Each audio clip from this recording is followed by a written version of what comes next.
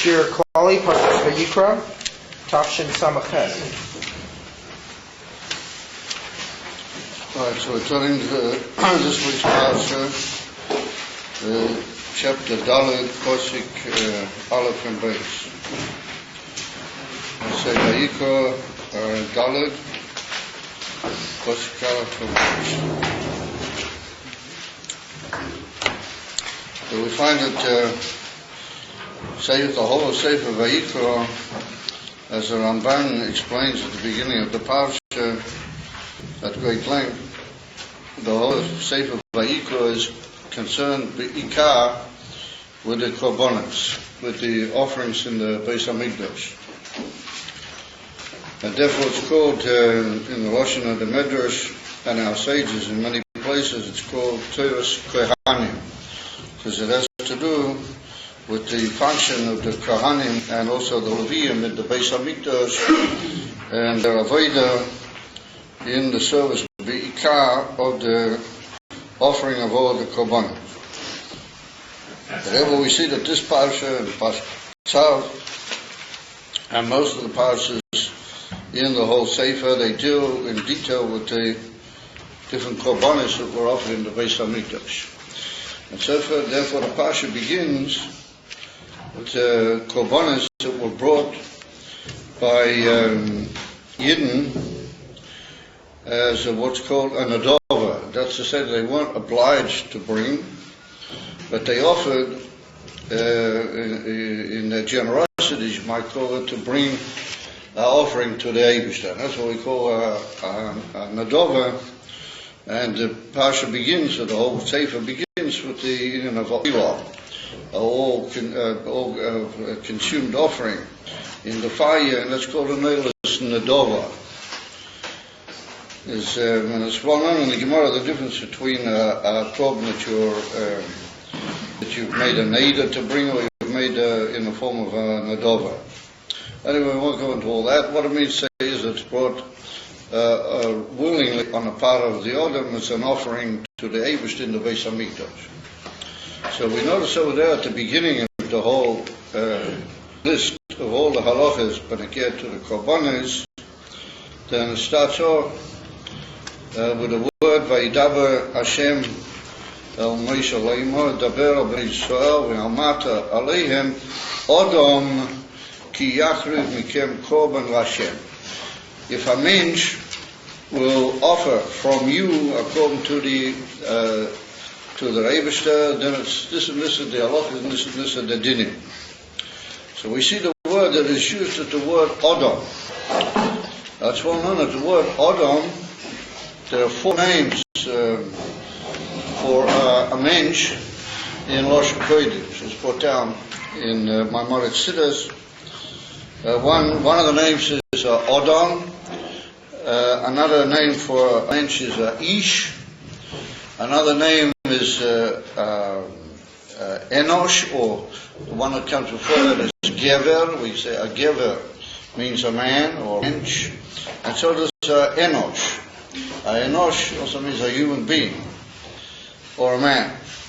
Odom is the highest of all names for a mensch, and therefore the Odom as a numerical, the word Odom has a numerical value of 45, and 45 is indicative of the Shem Ma, as well known as Shem, the Tziruf, the Shem Havaya, the Eibishter's name, with the numerical value of 45. That's to say that's what's called a Milui, the Shem Havaya, Alephin. If you fill up the Shem Havaya with Alephin, then you get 45.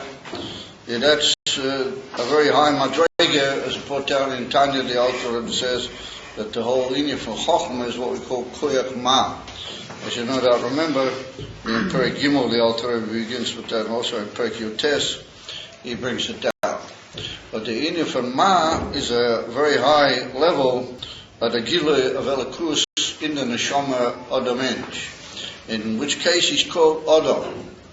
So the parsha begins, so the whole chapter, the whole sefer begins with the expression Odom Ki Yakriv. If a mensch will offer a korban, but he's stuck in the madrega of Odom.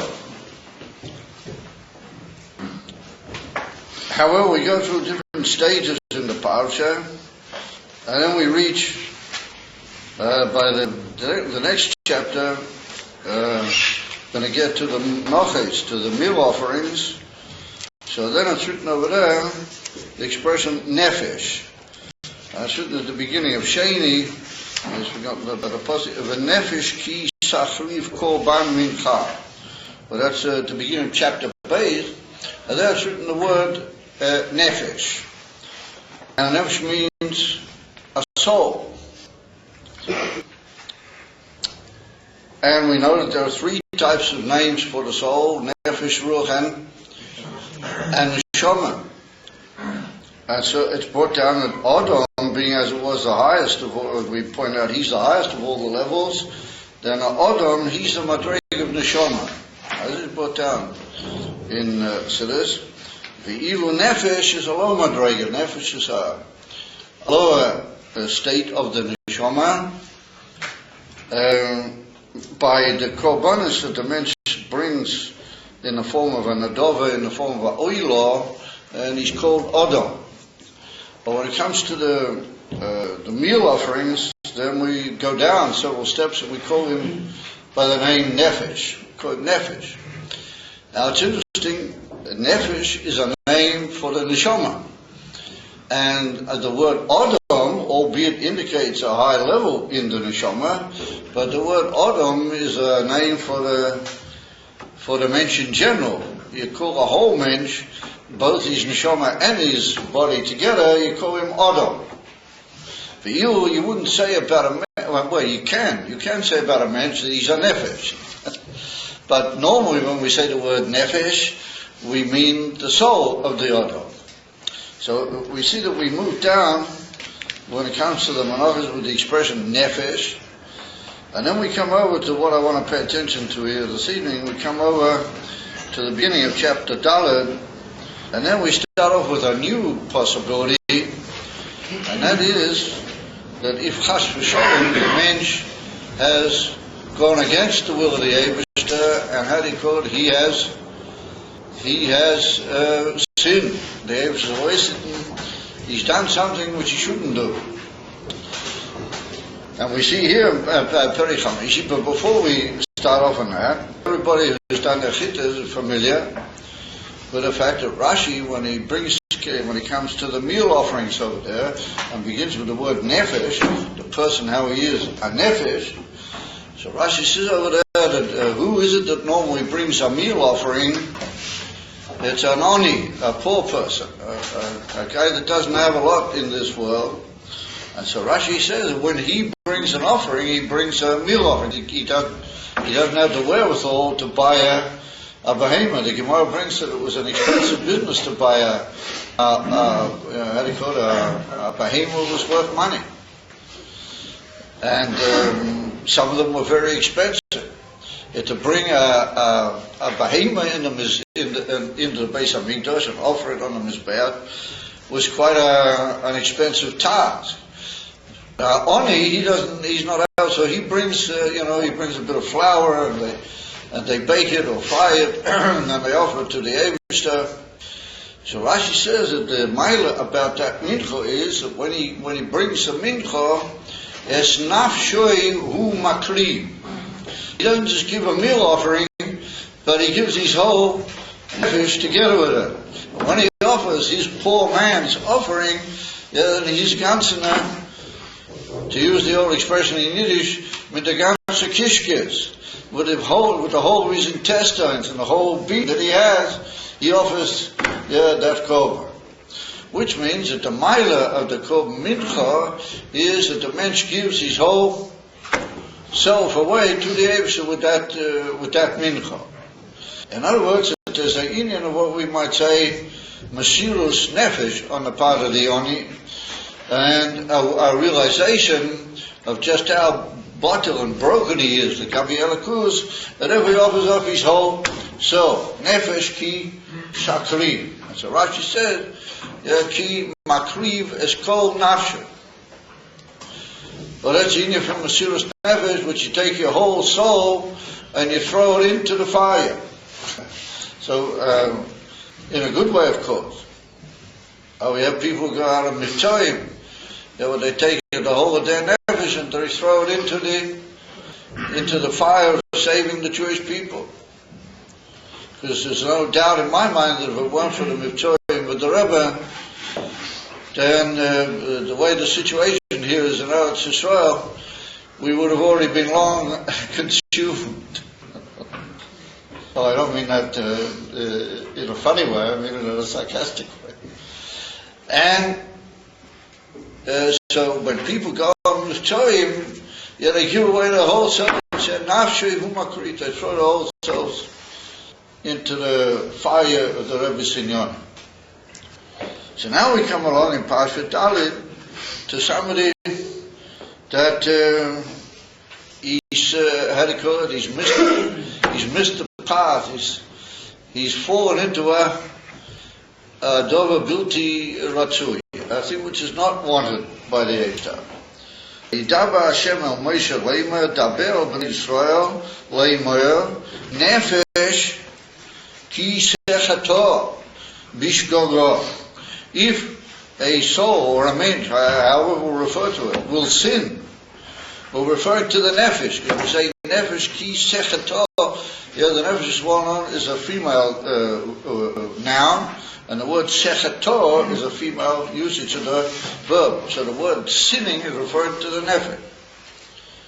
Bishgacha, albeit unwittingly, an unwitting sin.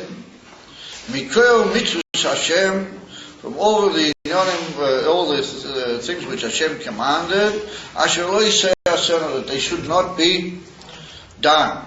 In other words, a negative commandment. The Osher me'achas meheina, but he did from one of these sins that the Abish said you must not do these things. In other words, negative commandments. Rashi says that it's talking about a serious thing. It's talking about something that he was either a serious sin, that if it had been deliberate, then he would have been cut off, chas v'sholom. He would have been chayav korek. But the Torah gives him an eiter that if he did it b'shgogo, then he can bring out korban chatos, a sin offering. But that's what he brings here. So I ask myself to Shaila, how is it shaykh to say that a nefesh ki sechato, a nefesh will sin?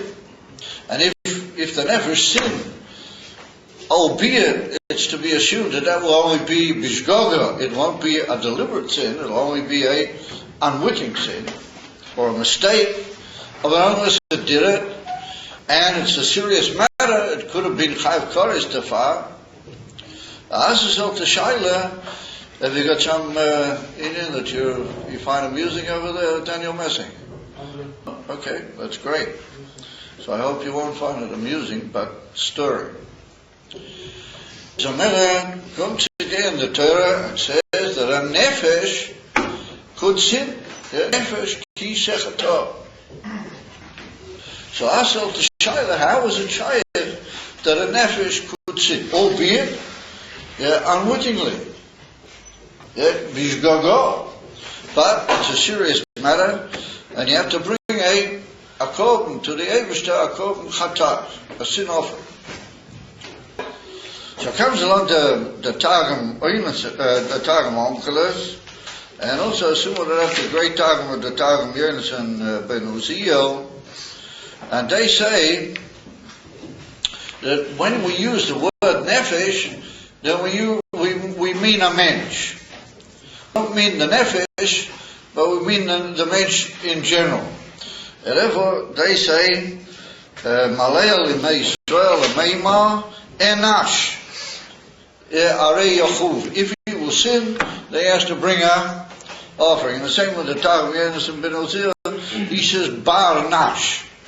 And it's well known in the Gemara that the word bar nash means a mensch. It means a whole person. You look at a person and you say about him he's a bar nash. But that means he's the son of humankind, or the son of women. But therefore he's a human. So the word nefesh, they teach, is referring to the whole man.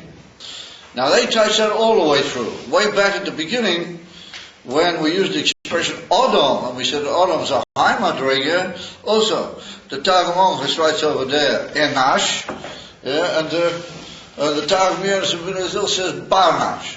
In other words, they teaches meaning the whole mensch. So if we learn it that way, then we don't have any problem, because we're referring to the whole mensch. So therefore it's not such a problem to say that somebody did a sin if we're talking about the whole mensch. Because the whole mensch is both his nefesh and his body together. So if his nefesh and his body, then normally we understand that somehow or another the nefesh with the body don't get together well. Exactly how that is another question. And you can get a thing which is called a chait. You can get a sin. And therefore, if we say the whole Adam together, the combination of nefesh and guf, then it's easier to imagine how there could be a sin. How is it easier to imagine? Because you can say that the guf maybe persuaded the nefesh. Or you can say that maybe the nefesh couldn't work hard enough on the guf, which is really the same thing. In other words, that the guf was mashpil on the nefesh because the nefesh wasn't strong enough to talk to the guf. So then it would ask itself the question, who actually did the sin? Who actually sinned? The nefesh or the guf? So then we have to say that the guf sinned. We have to say that the guf is a very nasty, how do you call it, devil-like creation, and it does sin. And since it's got a nefesh inside it, if it does a sin, then it drags the nefesh along as well. And therefore, it's hard to say that the nefesh did the sin. Even though BMS, we'd have to say the guf did the sin. Oh, that's a bit hard to imagine. The guf is basically a pretty, what is the guf after all? The guf is a pretty, simple sort of a creation, and it functions with all its organs and all its veins and its blood system and its ganze Masse. Could you imagine your guf walks around trying to persuade you to sin? Oh, you could. Well, I don't know. Maybe it does. That's for sure that the type of things that sins involve are usually connected with gufas. Yeah, they're usually connected with bodies and things that feed the body and so on and so forth, or connected with the body. Although, would you imagine that your body actually does the sin? Your body actually is concerned with the sin. So, the Targums, the two Targums have put it right a little bit. And the Rabbeinu B'chaya comes along and he says that the word nefesh is the name for the joining of the guf and the neshama together. When you join a guf and a neshama together, then you call that nefesh. Interesting thesis. And he brings a raya when the Eibishter created the mensch at the beginning of the whole creation, and he made him into a speaker, he made him into a medaber, that it's written, Vayihi ha'odam lenefesh chayo. The mensch became a living soul. And the Targum writes over there that he became a speaker. He was able to talk. In other words, that the whole mahus of a mensch is that he's able to speak. That's put down in the Arizal. That's the highest thing in a mensch. That's higher than his brain. His ability to speak is the highest thing in a mensch. And therefore, the worst thing you can possibly do is to talk, not proper things. That's put down in the Kisvei Arizal that if you use dirty language, if you say bad things with the koyach hatibur, then you affect the very essence of a man, much more than you do with any other inyan. And therefore the mensch is called a madaber. You know, when we talk about the four species, when we say there's doimim, there's, how do you call it, simple things, and then there's tzomeach, vegetational kingdom, and then there's the animal kingdom, and then we say there's the madaber. We don't say the maskil. We don't say that the mensch is the possessor of seichel. But the highest possible thing is the power of speech. Madaber. Achapanim, says the Rabbeinu B'chaya, that a mensch, when he became a Madaber, he was called a Nefesh Chayor, a living soul. In other words, when he reached his perfection, the Guf and the Neshama came together, and the Neshama revealed its highest power, which is the power of speech, and he became a Nefesh. So Nefesh means the whole mensch together. And that's the union of Guf and Neshama.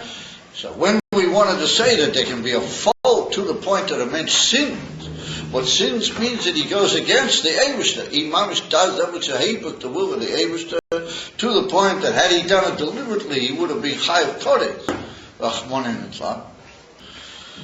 Says the Rabbeinu B'chaya, that's the whole mensch, the joining of the body and the guf together, and that's a development of the pirush of the two targumim. Oh, but when we look carefully in the pasuk, it doesn't look to be as simple as all that. For the pasuk says, Nefesh ki sechator. A nefesh when it will sin. And therefore the nefesh is, like we said, a human thing. A female noun. And sechator is a female verb. Which means that we're saying that the nefesh made the sin. The nefesh ki sechator. So as it's also the Gewaldige Shaila, how can you say that a nefesh would sin? How is it right to say that a nefesh would sin? And we notice at the beginning, for example, if we take the beginning of the Sefer HaTanya, right at the very beginning, the Alter Rebbe brings the Gemara Masechta Nida, and the Alter Rebbe says that before the mensch comes down into the world, he doesn't even say that, he just brings the Gemara Masechta Nida. And the Gemara says that they give an oath to a mensch before he comes down. And they give him an oath, they make him swear. And swearing is a tremendously serious matter. To swear is one of the most profound things that you can be asked to do, al Torah. That a mensch swears before he comes down into the world, Tahei Tzaddik, v'al Tahei Rosh. You have to be a tzaddik, and don't chalila be the haver from there. So everybody asks a question, and then it goes on to say that even if the whole world will say you're a tzaddik, you should hold yourself like a Rosha. And the Alter Rebbe says that's a Beinoni. But the whole Arif is a Indian in Tanya. Of also the question, who is that swearing, who is that being given to? You got to have a little child in the mother's womb. That's when it's written in the Gemara, that's when they give it the oath. So what is then present? I mean, what have you got there? You got a little embryo, and you're giving him this amazing oath, and a swearing oath. He's taking a swear. How do you say? I can't tell how to use the expression. He's taking a swearing oath that he's going to be a tzaddik and he's not going to be a Rosh. So who is that to? Who are you? Who are you talking to? If you're talking to the Nefesh Elokis, you didn't get it yet. I mean, the Nefesh Elokis is only going to enter his body in another 13 years. So the Alter Rebbe says when you make a bris, part of the Nefesh Elokis starts coming in. Now, this is written in Shulchan Aruch in the Alter Rebbe. A certain entry of the Nefesh Elokis. But the full entry of the Nefesh Elokis is only B'Yud Gimel Shana V'Yem Echad. The Nefesh HaBahami is? No, the Nefesh HaBahami, he's already there, that's for sure. He's already inside the embryo, because the Gemara says that he's waiting just, or at the moment, at least when the embryo comes out, then the Nefesh HaBahami is there. So what's shot to give a shvua to the Nefesh HaBahami? Why would you give him an oath that he shouldn't be a Rosha? That's his whole chayes of Nefesh HaBahami. If you give him an oath that he shouldn't be a Rosha, how do they say? He doesn't know what to do? This was Torah. And we find later on that in the Chanami, B'diyuka, the Alter Rebbe says at the end of Perek Tes that there's a marshal in the Zohar HaKodesh. It's put down Parsha Truma in the Zohar HaKodesh. There's a marshal from a king who he sent somebody to try his son. You know the whole story. Yeah, that's what the Alter Rebbe refers to briefly as the marshal of the Zohar Asher B'Zohar HaKodesh. that the king had a son, and he had a son that he wanted to be his heir, and he should be the king over the country, and he wanted his son to be a perfect and very good, brave and proper human being. So therefore he wanted to try him to see if he would give in to his Yetzer Hara or he wouldn't. And so he sent him a harlot woman. He sent him an impure and improper woman to try him. And the whole idea was that we got to do two things. We got on the one hand that the Melech doesn't want B'Shemoifen that his son should do it. The woman also, she is a servant of the Melech. It's written that she was actually in the household of the king. If you look it up in the Zohar. And the king called her over and he said, listen here, yeah, go and do this and this. So she doesn't want B'Shemoifen that the son should listen to her, because then she will lose her whole place with the Melech. The Melech is sending her as a trier of the son. And her whole meaning is to do her job to try him, but she knows that the son doesn't want, the Melech, the king doesn't want that the son should obey her. So she doesn't even want that the son should obey her. Deep inside she's against it. But just imagine her position. She's going to tempt the son in the best possible way, otherwise she's not doing the job that the Melech gave her. And on the other hand, she doesn't want B'Shemoifen that the son should listen to her. So come along, that's written as he stated in the Zohar.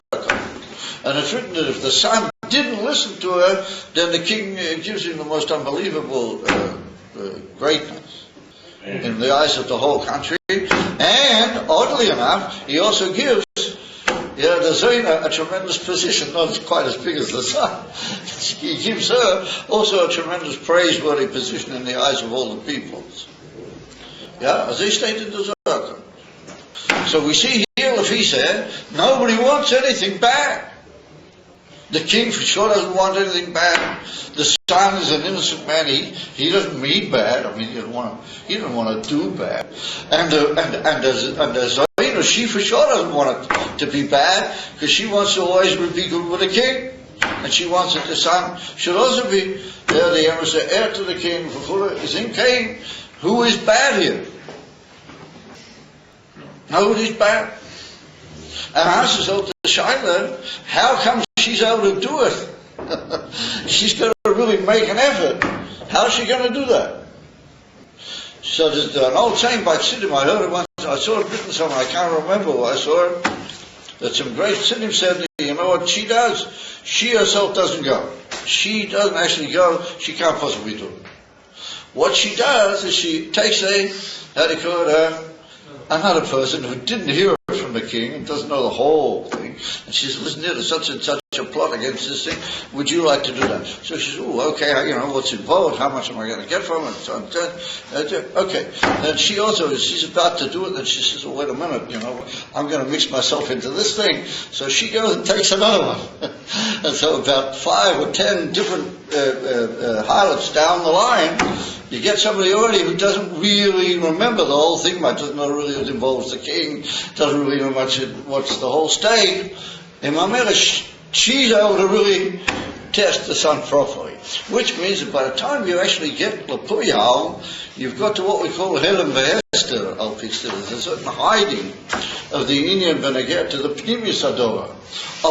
Nonetheless, notwithstanding the whole Indian, because if the Pnimius was Meir, the whole trick wouldn't work.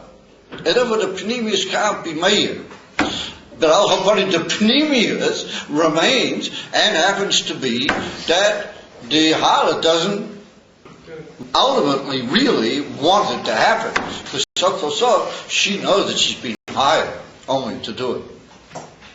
And the Farah Kuptais, the Pnimius, the Ra and the Nefesh Abamiyas, they don't really want Ra.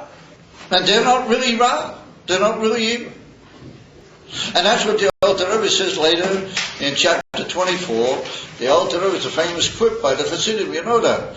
And the Alter Rebbe says that the Alter Rebbe makes the whole Sitra Asra, the whole Yetzer Hara, and the whole Klippa, the Sitra Asra, he makes it from. And the Alter Rebbe says that the Sitra Achra itself would never do anything against the Ratzon of the Eibushter. Look over there in chapter 24 and you'll see it. Your eyes will jump out. As they state that. The Alter Rebbe said that the actual Sitra Achra would never do anything against Hashem. Why? Because the Eibushter made the whole union of the Sitra Achra. It's his, he wanted it to be, and therefore it never does anything against him. So who does do something against him? The man. We're coming back now to this Adam business. Who does do anything against the man, the Eibushter? And that's what he brings down over there, the Alter Rebbe. That's brought down that the Gemara says that even a mosquito is better than you are. And so the Alter Rebbe says, why do we choose a mosquito? Choose a worm, a snake. Why do you say a mosquito is better than you? Yeah. So the Alter Rebbe said, because a mosquito, I don't know about what the botanist or the scientific analyst, what they say, over the Alter Rebbe said a mosquito is only machnis, it's never moitzi. That a mosquito only takes in and never puts anything out. You know, it doesn't have any, excuse me, all it does is take in the whole time. So the Alter Rebbe said that that's indicatory of the meanest possible creature that can be. He said everything gives out something. All right, it gives it by way of an excreta, but at least it gives something out. Or to just take the whole time and never give, that is the tachlis of Heipuch HaKadoshis Yochel. I state that in Tanya, the Alter Rebbe says, then the Alter Rebbe says, oh, but you are much worse than a mosquito. Why? Because you do something which is against Hashem's will. Nefesh ki sechato. You can actually go against, and you can be worse than the mosquito. And that's what he writes at the end of Perikov Dalet, that it's Rachmanin Itzlan. It's like you took the head of the king and you pushed his head down into the Beis HaKisei. I mean, that's probably one of the most sharp things that's ever been. I mean, this is unbelievable. Whenever I read that part of Tanya, I sort of shake, you know. That's something emotional. That's what the Alter Rebbe said. Oh, Gewalt. And I remember I was once sitting at a Fabrik just after I arrived in Eretz. Many years ago, there was a Fabrik over here in Beis Menachem. And one of the Alter of Siddim, he passed away. He was a very amazing person. He had a big dint in his forehead. He had a big dint up here in his forehead. Because once when they were coming to get him from the Roshoyim in Russia, he jumped out a window. He jumped out from a high place to try and flee from them. And he hit his head, and he had a dint in his head for all the rest of his life. But it appears that he got away. It appears he did get away. But then in the end they got him from another point. And he was also in Siberia for a few years. So remember, he was sitting at this Fabrengen, and it was a chasana. In those days, sometimes they used to make Fabrengens with a chasan, you know, the little Fabrengen. Nowadays, it's all very, sort of official dancing and the whole thing. And so there was a guy came there, and he had a beard and everything, but he had a big, what they call in Yiddish, a chup. You know what a chup? You guys live in these, Washiras world, you don't hear all these sharp, sinister things that we used to hear once upon a time. A chup is, like they call it a frisure, a bit of hair, it was a bit combed, sort of had like a sort of put a flip, a curl in it, It's called in Yiddish a chup. That's what it's called. So there was a guy there, he had a big chup. He had a beard, he had a big posh chup. So this chassid took a bit of ashkin, and in front of the chassid, he looked at him and he said, "You should do nemsh the roish. You're taking the king's head." He said, "Your head is the king's head." He said, "You got a nemsh the keys." He said, "Your head is the king's head. You're taking it and pushing it down into the." Everybody just he said it was such a meaning, it was such he meant it so nicely, but he didn't mean it bad, he meant it good, and everybody, I remember this sort of stood rooted to the spot, or sat rooted to the spot for a while. Anyway, let's get back to our theme. We're getting a bit emotional as we get back to our theme. And that is that we see that the Alter Rebbe says the Sitra Achra is the Fruma Sitra Achra. Never does anything that Hashem wouldn't want. The most, it's like this Zohar has been said, it has to do bad things, but doesn't really mean that. And if it does do bad things, the Aim should send it to do it. I mean, what could be better? I mean, what could be worse? But I mean, what could be better? Is the far, you can't very well say that the Nefesh Ba'am uses to play. You can't very well say that we're giving a Shavua and we're making this tremendous oath that the whole altar builds a whole Tanya on it. That we're giving this unbelievable oath to the Nefesh Ba'am that she shouldn't sin. That's her whole job. That's what she's supposed to do. I mean, you can't give her a Shavua, she shouldn't do what she's supposed to do. And she's the Zohar who's being sent to carry out the task. I mean, you can't give her a shvur that she shouldn't do it. So, all right, the shvur is for the Nefesh Elokis. The Nefesh Elokis would dream of doing it. The Nefesh Elokis is only out of course. What are you going to tell the Nefesh Elokis? You got to take an oath not to do a sin. And Nefesh Elokis would never dream of doing a sin. I mean, man understand, Nefesh Elokis doesn't weiß nicht, what it said. A sin? You know, who are we talking to? Who are we talking to? I mean, who are we giving this oath to? Rabbi not limit. So comes along the Rebbe the Tzemach Tzedek in the Kitzurim Malatanya, and the Rebbe the Tzemach Tzedek, he asked this question. He said, it's a very serious matter, you know, who are we actually giving the oath to? And he said, ultimately we have to say that we're giving the oath to the Nefesh Elokis. Without Nefesh Elokis would never dream of anything not proper. What's the point of giving the oath to Nefesh Elokis? He said, because once she's going to be down here in the body, ain't no harami, the Nefesh Elokis just the way she is.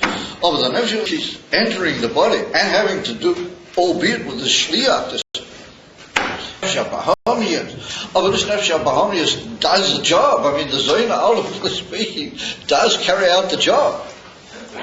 And albeit with a marshal, we said that she gets so far away from the king that she's able to do the job. Oh, but she's only doing a job.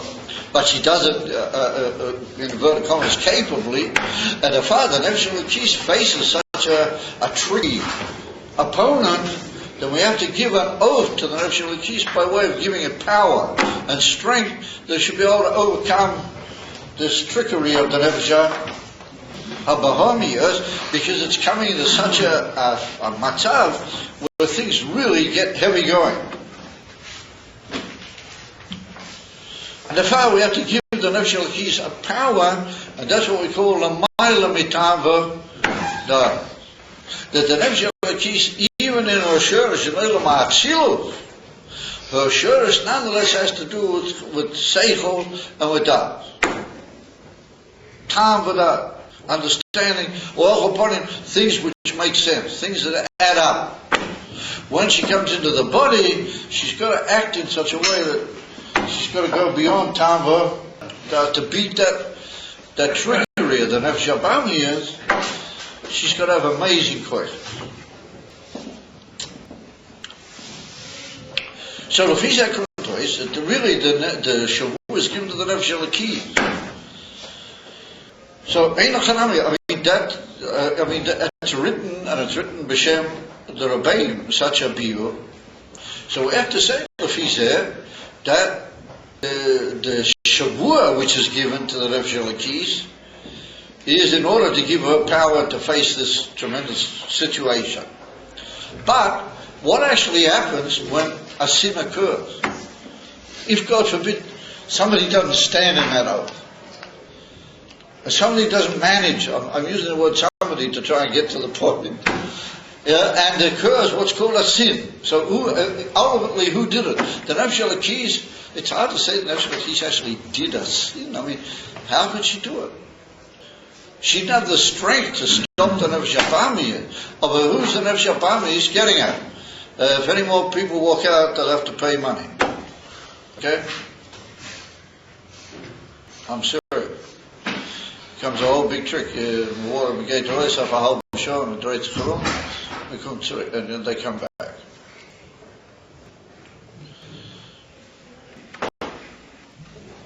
You can't persuade me that they go to the Torah. Edifan, the Fizeh komt uit. Well, maybe he did.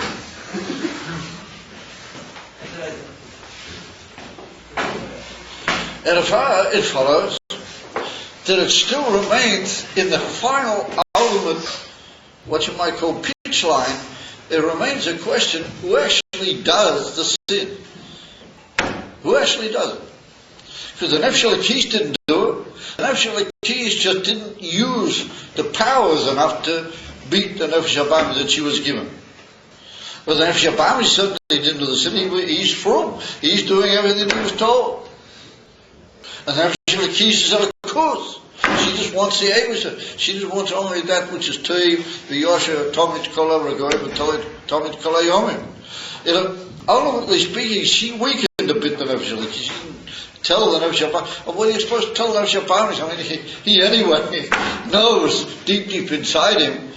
If we just take the Moshe and the Zohar HaKodesh, Mamish, the Moshe, then she knows anyway. The Nefesh HaPami knows anyway what the story is. Who actually sins it? Where does the union of sin come in? Was it? And Mamela becomes even more powerful. The Shaila, what does the Torah mean by saying that a nefesh, ki sechato, that a nefesh does the sin?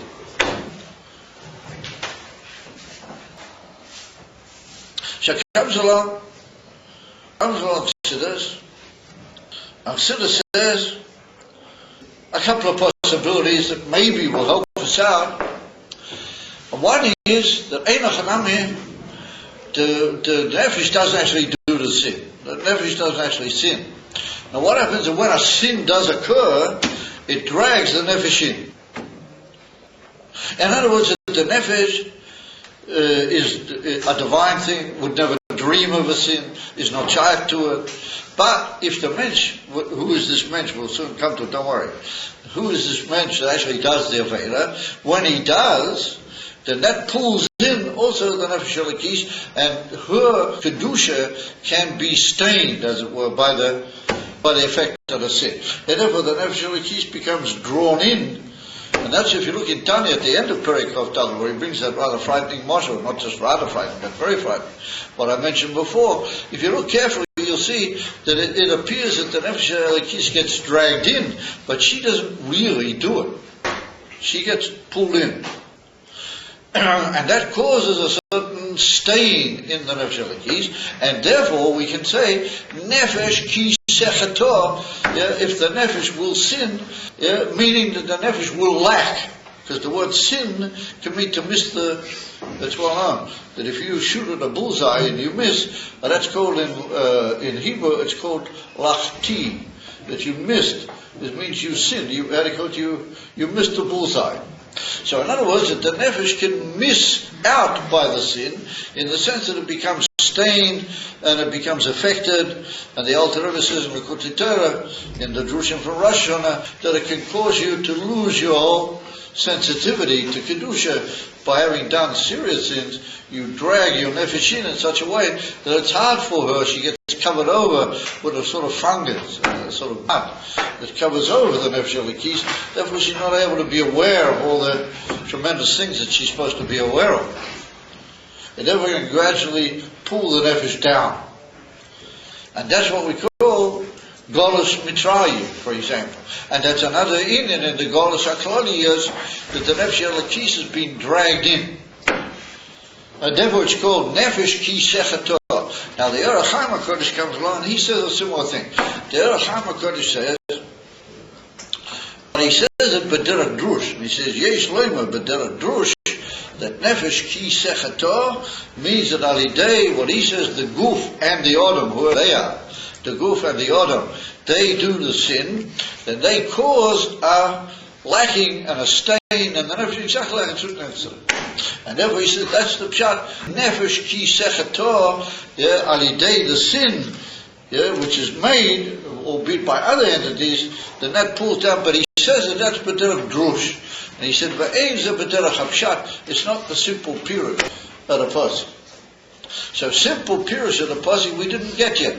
Even with chilus, if chilus says the nefesh gets dragged in or the nefesh gets affected, a soft, who does sin? What is his business of a sin? How can anybody do a sin? And therefore, we find that if you look in Perikov Dalet again in Tanya, the Alter Rebbe over there quotes the famous brisa at the beginning at the Gemara Masechta Soita, and the Gemara, there's a brisa over there which says that Ein Odom Oiver Aveira, a mensch would never do an Aveira, Ele im kein niknas poi ruach shtur. There came into the mensch a spirit of foolishness. Now don't tell me you haven't learned that, because you learned it in the Bible Basila Lagani. And you know the old quip that how does a Chassidish Bocher know about a medrash? Because he learned it in the Maimon Chassidah. But it so happens that that's a Gemara Mefuresh, a price at the beginning of the Gemara Masechta Soita. So we see from the Nat that the whole thing's a mishugas.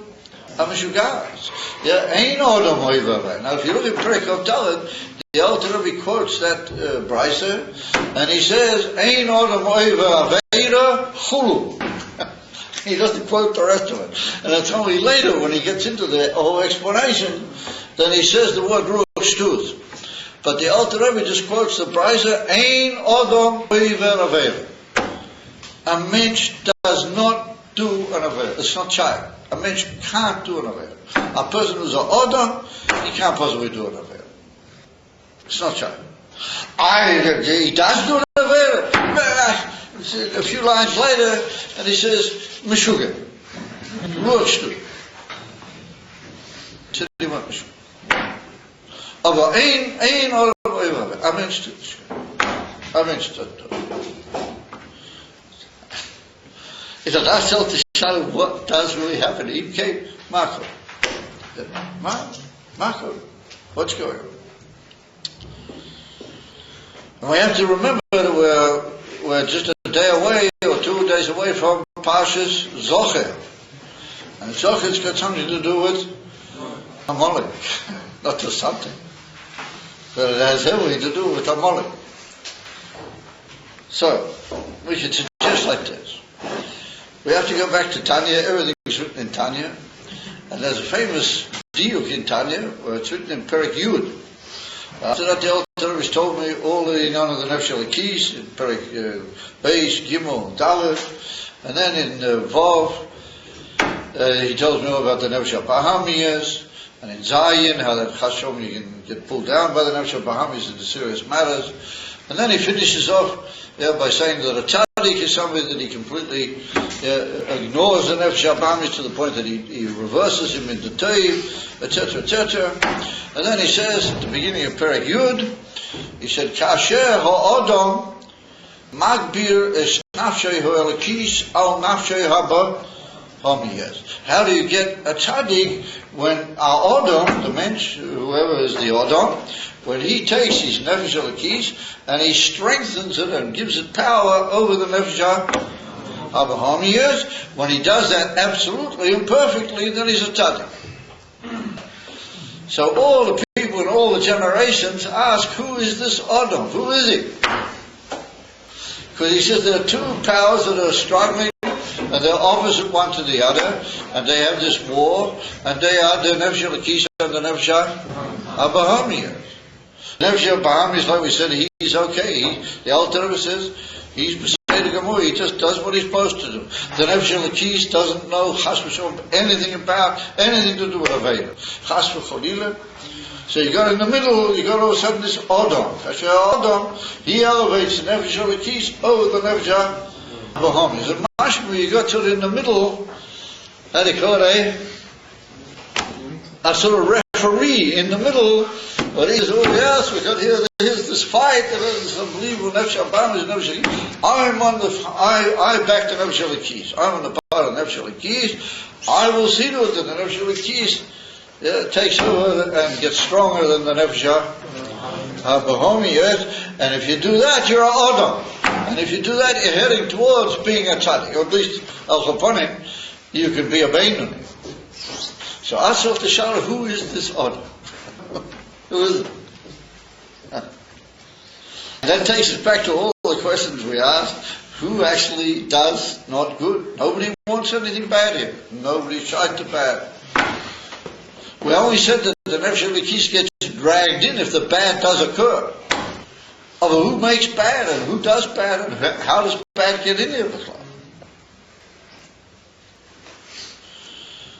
Says the Alter Rebbe, this is Odom. This Odom in the middle. So come along some of the great people and they base themselves on a famous statement of the Alter Rebbe in Sefer Likutei Torah, in Sefer Vayikra, not in this parsha, later on, in Parsha Shmini and Parsha Tazria. Over there, the Alter Rebbe says that really, it's not true that there are only two nefashis, there's a third nefesh. I'm sorry to make things complicated for you guys, I'm sorry to disappoint you, but that happens to be the case. The Alter Rebbe says that there's a third nefesh. And he said that the Rizal says it, not him. And he says that this third nefesh is the emissary of what we call tzelem. How do you call it? Tzelem means image. And when we say that man was created in the image of the Eibishter, then this is him. Boom. This third nefesh, he's the real image of the Eibishter. The Nefesh Elokis is mamish anyway the Eibishter. Shelik Elokah. The Nefesh Abam is the image of the Eibishter. The Nefesh Abam is a harlot being sent to do a job. Who is the image of the Eibishter? This third, in inverted commas, guy, this third nefesh in the middle. And what's that called? Nefesh HaSichli. Did you ever hear it? Nefesh HaSichli. Nefesh HaSichli. In other words, what makes a mensch different than a behemoth? And what makes him different than all the other great creations is that he has this union of seichel. And what were you given seichel for? You weren't given seichel just to know about things. Because we can see that people know about things and they can be absolutely horrific. You were given seichel to understand what you should really do. And you were given seichel in order that you should be able to decide what is right.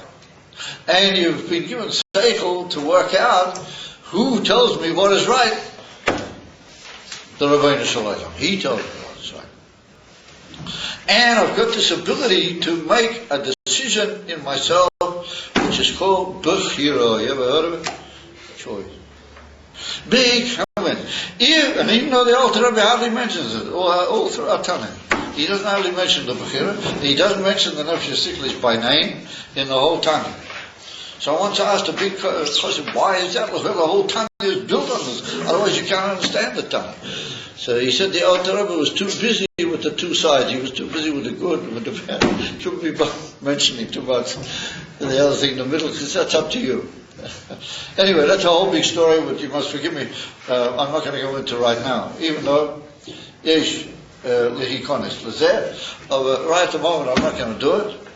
However, suffice it to say that you got in the middle this referee, and he has seichel.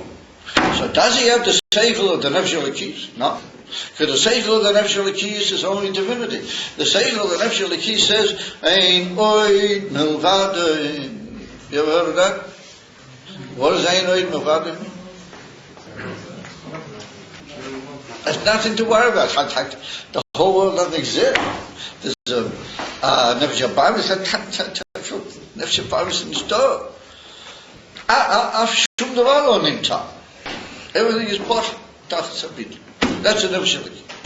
The seichel of the Nefesh Abam, he's also got seichel. He's got seichel. Nefesh HaBamis. But he's got what they call an enslaved seichel. He's already in the hands of his midas, and they tell him all these things. Oh yeah. So what does he do? He works out ways of explaining why it's good, these laws. Oh, isn't this great? Look, after all, we're only human. After all, I'm such a weak little person. If I want to have everything I need, what's life worth? If I'm not going to have this, I'm not going to have that. And if people are going to say I'm a sugar, that. That's the seichel of the nefesh HaBahom. Yes. What is the seichel of the nefesh HaSichli? The seichel of the nefesh HaSichli is abstract seichel, what you might call fair judgment.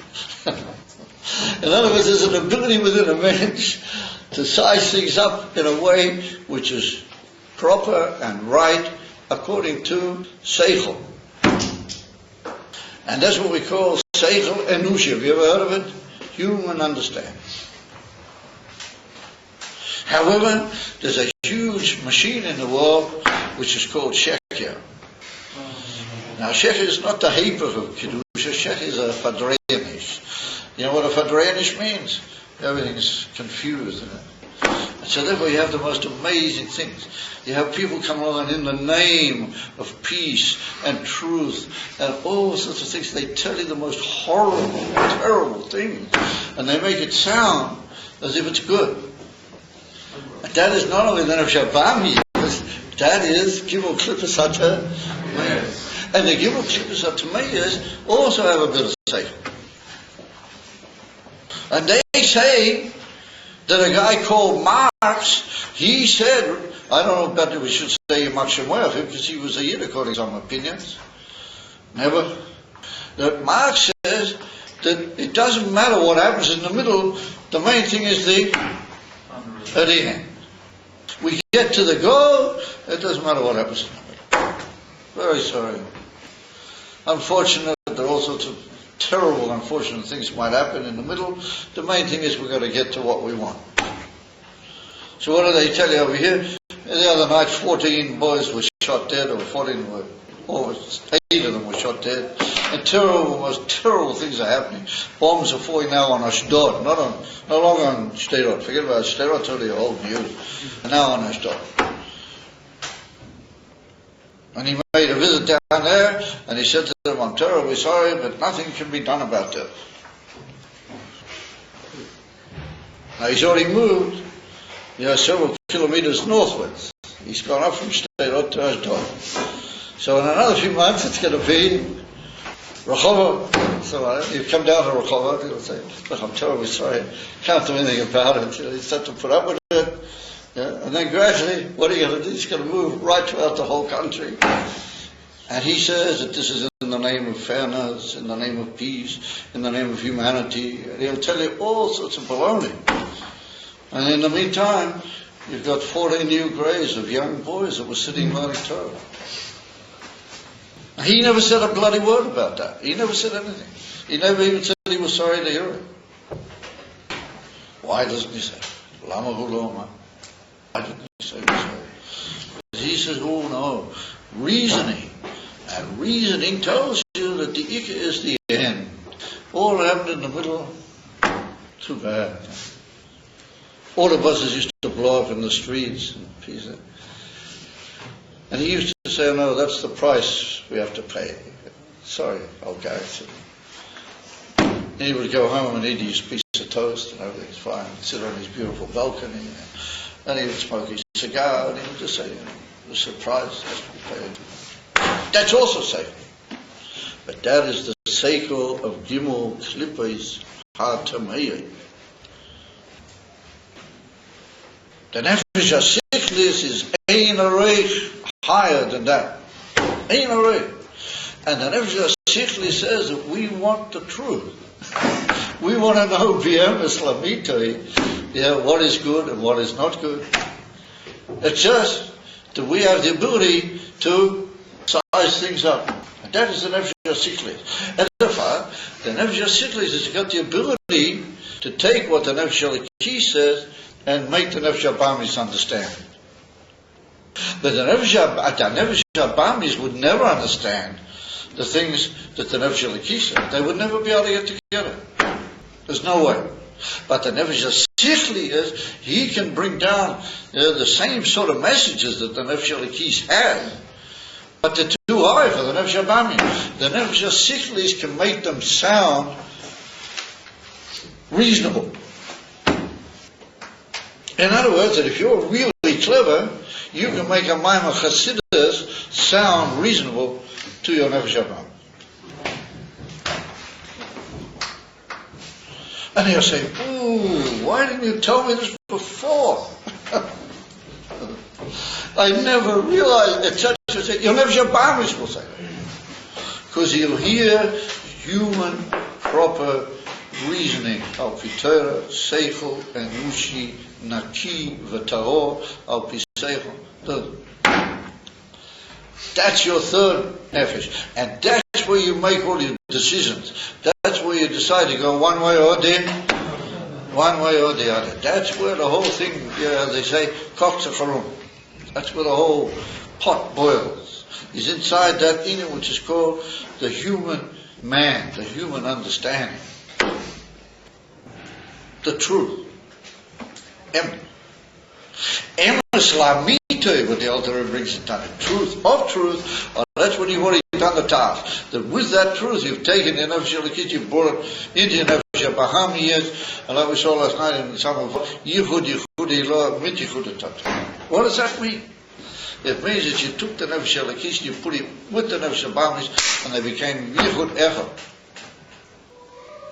They became one living entity together.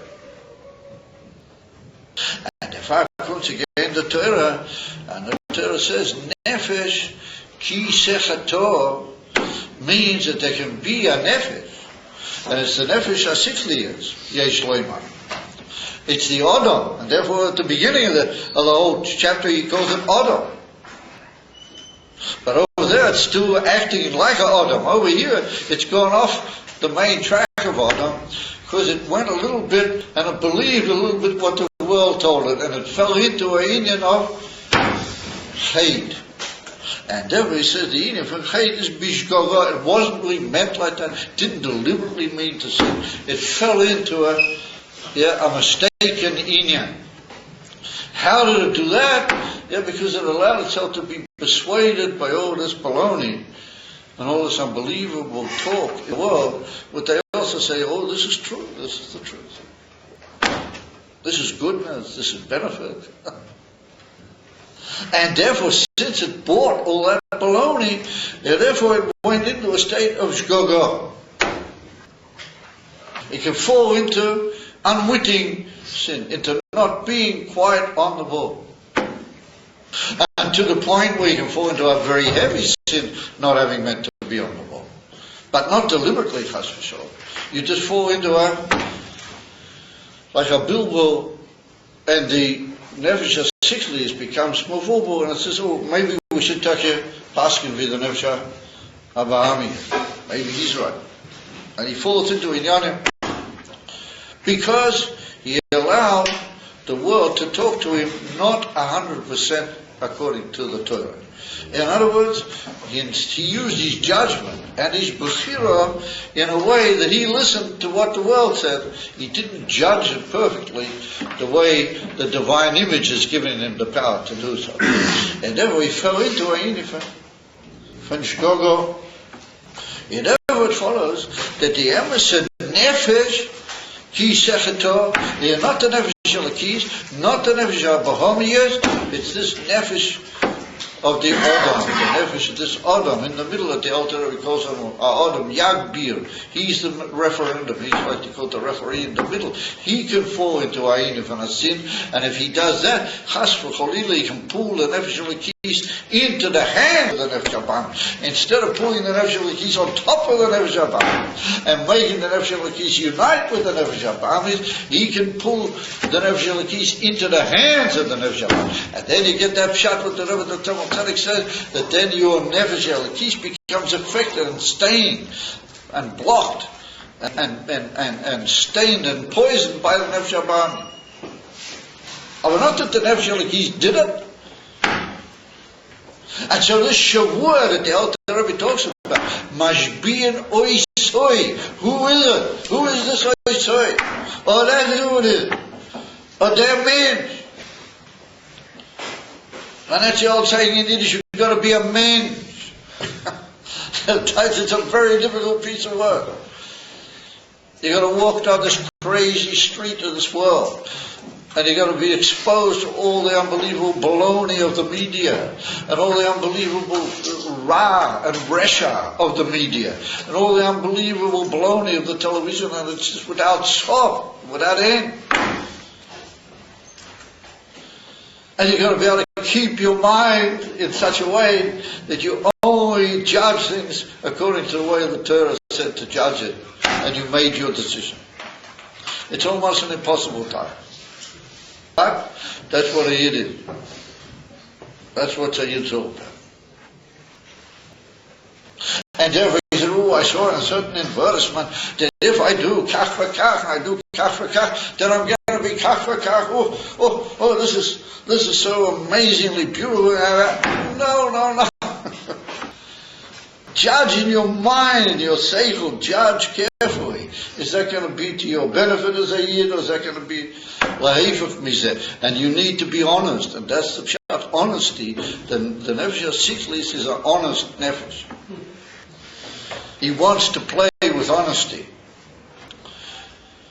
But if you don't choose the right way, then he can slip and he'll bring the wrong messages over.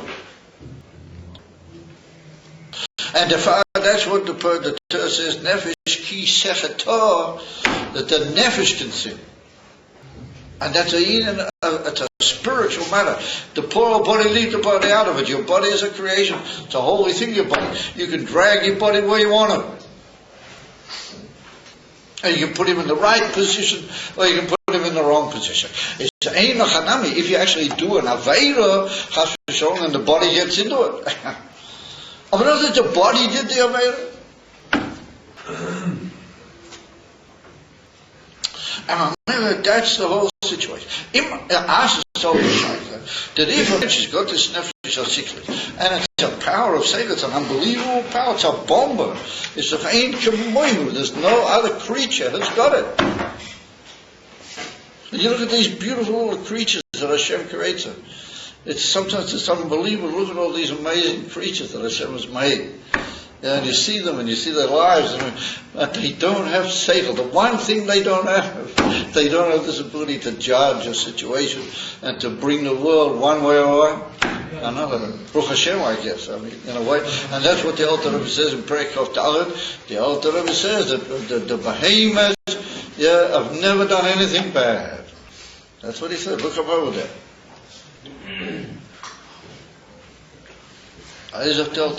They never did any evil. There's some pretty evil behemoths, but they're just doing like we said, they're doing what the Sitra Achra tells them to do. For some strange reason, Hashem wanted that they should be in the world. Nice? Yeah, the Nachash is a bit of a problem. I agree, the Nachash is a problem. But ultimately speaking, the truth of the matter is, we misunderstand the Nachash also. We misunderstand the Nachash. The Nachash was only sent like the Zoyner to do. He really only did what he got. He got punished. But I could answer, but right at the moment I want to keep the flow of the shir. You got a good point, but ultimately it can be dealt with.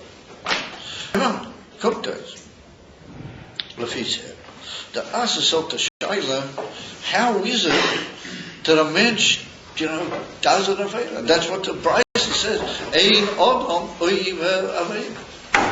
And we see that a mensch can do the most terrible things. He can come to the point where he just ruins the whole creation. Absolutely. So how does that happen?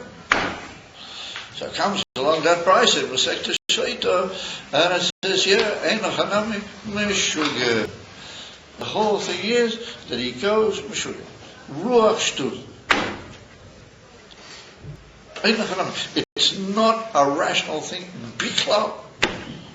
So ask yourself the Shaila, how does the mensch, how does he give in to a Rosh? He's got this nefesh HaSiklis. He mustn't must know at the first few minutes, before he falls into the hands of the Ruach Shtus, he must know that it's Shtus.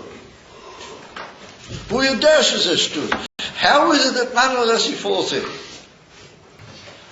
Well, that's where we come to this whole business with Amalek. That's where we this whole business with Amalek. And therefore you should realize that all the secrets to all the Inyanim are written in the Tanya. Everything straight in Tanya. And therefore, if you look in the Hadoma, somebody asked me the other day, what's the difference between Tanya and the other great Siddish works we find, like the Noam Melech and the Lijan, other great Sforim that were written by the other great Siddish masters in Polish Chassidus and other expressions of Chassidus. What is the unbelievable greatness of the Tanya? So I said, you have to learn the Akdoma that the Alter Rebbe wrote, what he called the Akdoma Samalaki, the introduction that he wrote. And he says, what is the Tanya?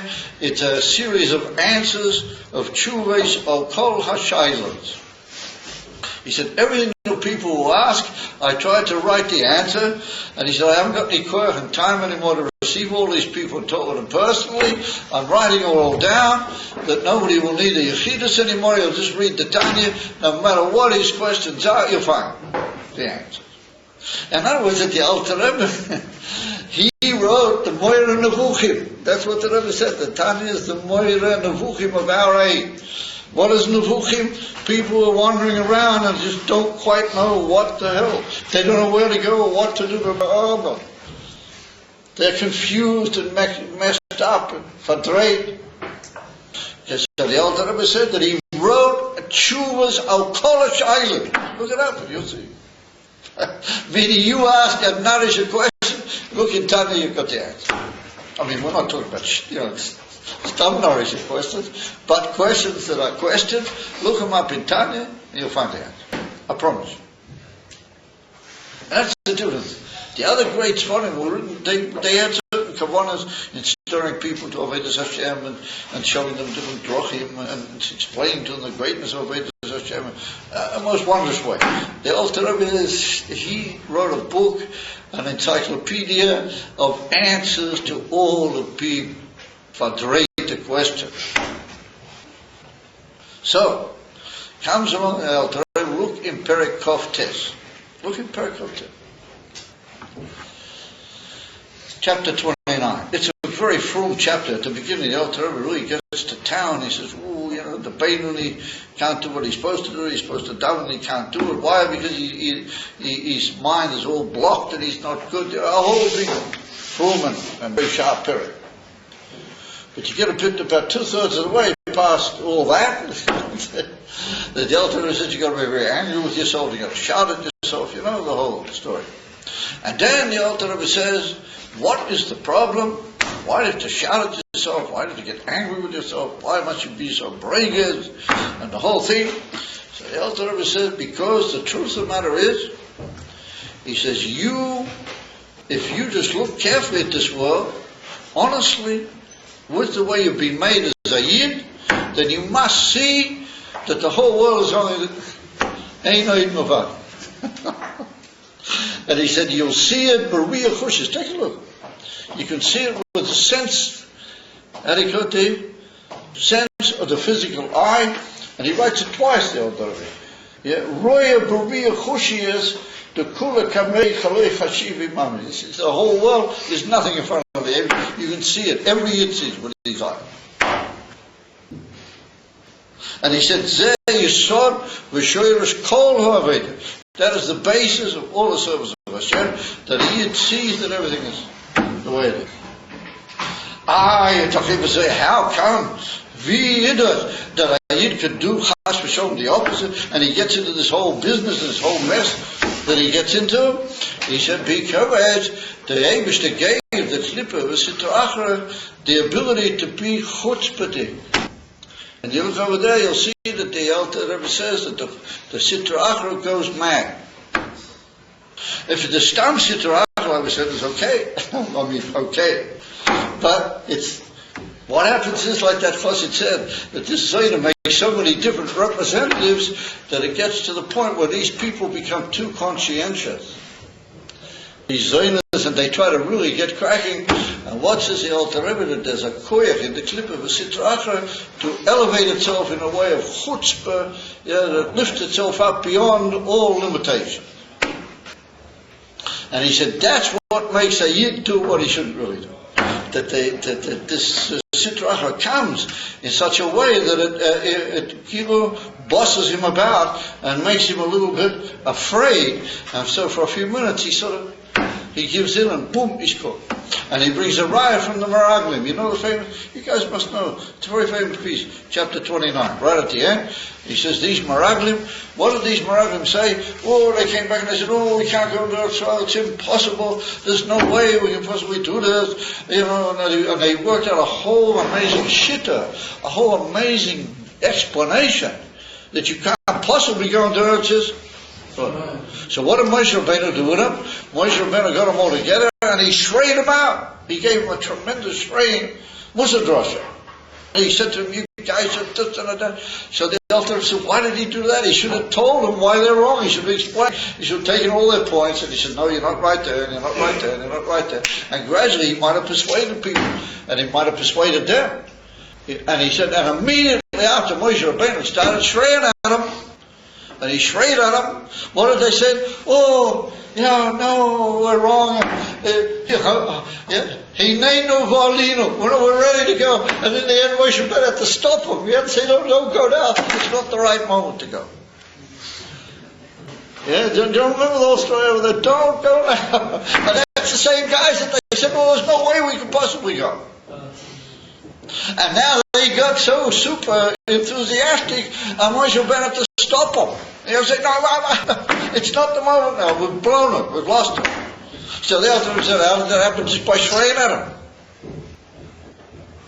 So he said, because deep inside a Yid sees everything, and a Yid knows the emes, and he knows it, he knows what the emes is. Now the Klippa has an ability of chutzpah, and the Klippa comes along and fadrate him a cup with shtus and with chutzpah, v'ha'ozer l'mayla mitam v'dah. Then he said it's an union of tkifas and chutzpah. And so the only way you can deal with that is you got to beat it out. You got to say, listen, you just pray this can come again, spring from done. You've got to talk very sharply. And once you do that, well, and that's what the Gemara says, that if your age of horror gets in your way, try at it. So I saw the person walk into his bedroom and start shraying at his horror. People think he's Meshuggah. I ain't nothing him. The only way to beat a Meshuggah is just to beat Meshuggah back. Is to beat Meshuggah back. Now that is a molly. That is a molly. In other words, it follows that what really makes a Yid fall away from just being a little bit, not to say a little bit fadrayed, a little bit in divers, a little bit in... What brings a Yid that he would be endless, be oiva, and aveda? He would be endless, do a thing neged rotzen havayim, or that is ruach shtus. What is ruach shtus? Chutzpah. And what is chutzpah? In other words, and that's what it's written. Bilam said, he said about Amalek, Reishis goyim Amalek ve'achrisei adei oivei. Now Bilam was a Navi from the Goyim. And it's put down in the Zohar Kodesh that Bilam and Amalek are from the same shore. That really Bilam is a mechutin with Amalek in the Ruchti Kasher. And therefore Bilam knew what the Eivishter said to him. The Eivishter said, don't go. And he said, oh, Eivishter, please give me a way to go. I want to really get at these guys. So what did the Eivishter say to him? Gay. That's what you want? All right, go. It tight. Yeah, that he knew what the Eivishter wanted. He deliberately rebelled. That's Amalek. Yodeyes Rabbeinu, or Mechavim Lim Goyin Goy.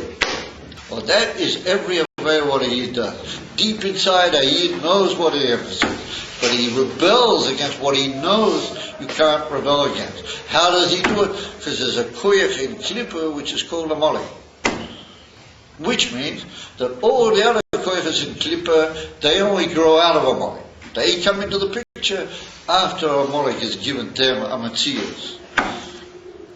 In other words, that they have no place unless he brings in this in von chutzpah va'ozer l'mayla mitam v'das tchifes, which doesn't make any sense whatsoever, but it belabors the nefesh HaSiklis into a fatreinish.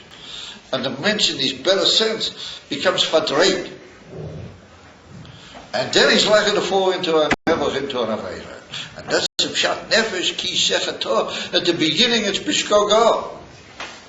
It's just absolutely unwitting. There's no way that he meant to do that. Absolutely no way. Even mitzad his nefesh HaSiklis, he didn't mean to do that. No, but then with him fatreid. And then chas v'sholem, he can fall into more serious inyanim when he can do them b'meizid. But chas v'sholem, he also didn't mean that.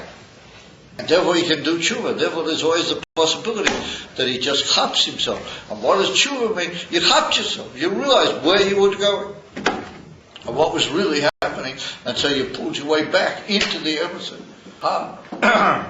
And that's what you don't allow the whole chutzpah of a money to fadrei your nefesh HaSiklis anymore.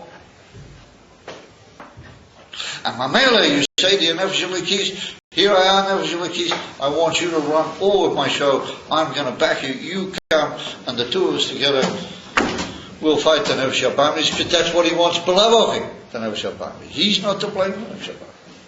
Zeh ma shu rotzeh beloved. And that's what Chassidus teaches me. You think about it, it opens up a whole new world. The whole of life is a different story than what we really imagine. That about 85 or 90% of what we get told is just a molly. It's just a lot of baloney. That we've just got to know that it's from chutzpah v'ha'ozer l'mayla mitam v'das l'gam. There's no place klal uklal. And there's another thing he does a molly in order to get his way, that he cools off other things. In other words, you'll say to him, but I read in the Minor Chassidus, I learned in the name of the Rebbe, and I heard this and I heard that. You'll say, oh, yes. Yeah, you heard that, didn't you? Yes, you heard it. But don't take it too much to heart. There's these old Chassidim, these guys, they're a bit nuts, they're a little bit sort of too much, they're a bit old-fashioned, and they think they know, but what do they really know? And that's what's called SHK P Vayikra. He cooled you down in the way. So what is he doing? Well, he didn't say, oh no, these guys they don't know the heck what they're talking about. He just says, don't take it too serious. And then behind the scenes, he comes in with his baloney. And he'll say, oh, don't take that too seriously. Bah! Boom, boom, boom. And then before you know where you are. And therefore Rashi brings a mashal that when the Yidden went out of Mitzrayim, they were like a huge hot bath that nobody could jump into. In other words, that they brought their truth into the world. And there was no way the whole world was going to change. And Amalek is so meshuggah that he jumped into the bath and he got burnt to pieces, but at least he showed that you could jump and somehow or another come out again. That's a Frank Rashi. In Pasha Kisaiti, at the end of the term, Pasha 12. In other words, that's what he does, Amalek. He says, no, look, you can have it, you can mamish be a chutzpah, mamish neged rotzen Hashem, you can get away with it. And all these guys, these fellows with all the beards and their mimers and all this sort of thing, you have to realize that, ta.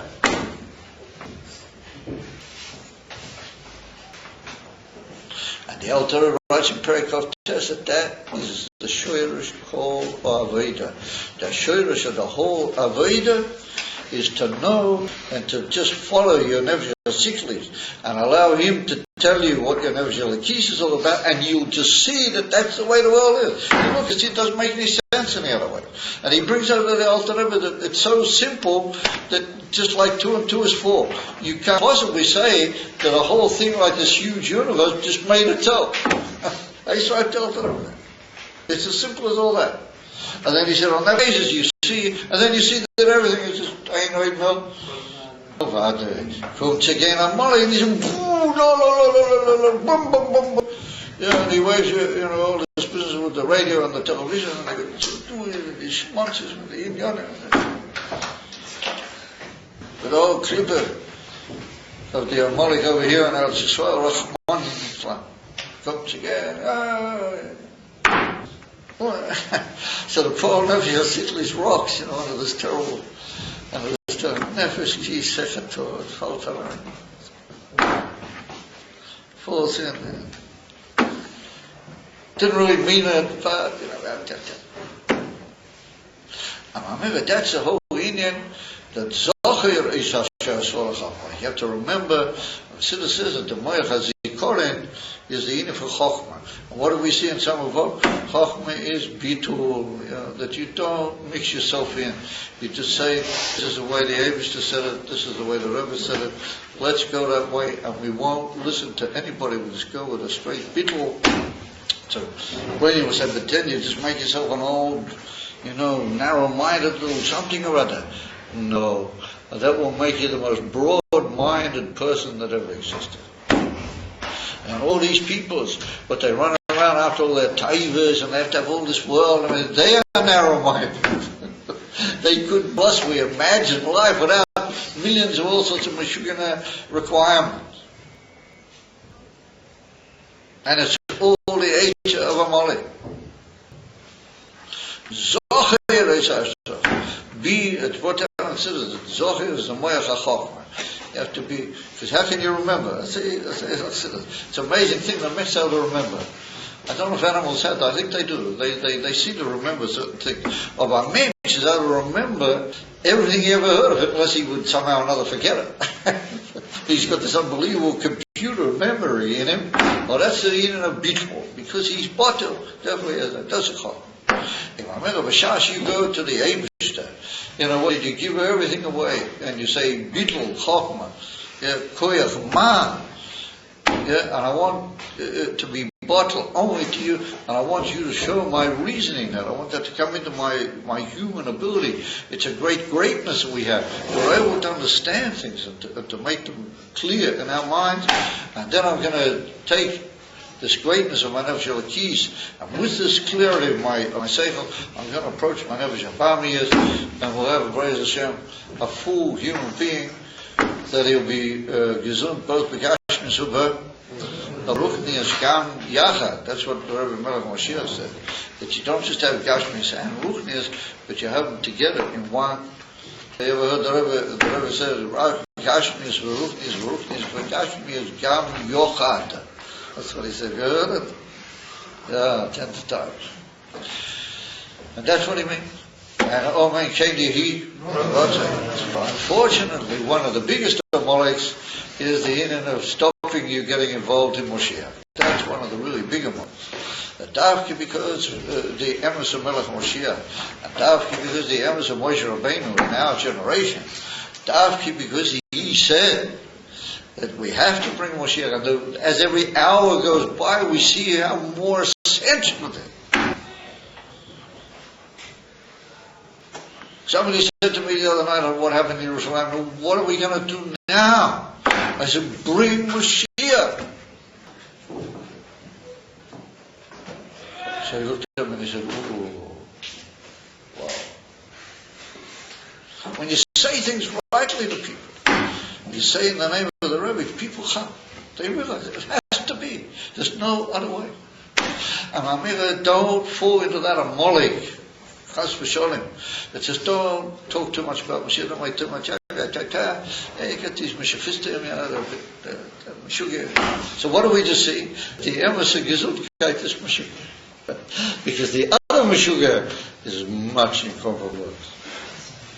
So have a good Shabbos. Praise Hashem, and have a good Bittul Dika Shabbos Zocher, and with Hashem, by Purim we'll all be together with the Rebbe and Beis Hamikdash. Okay.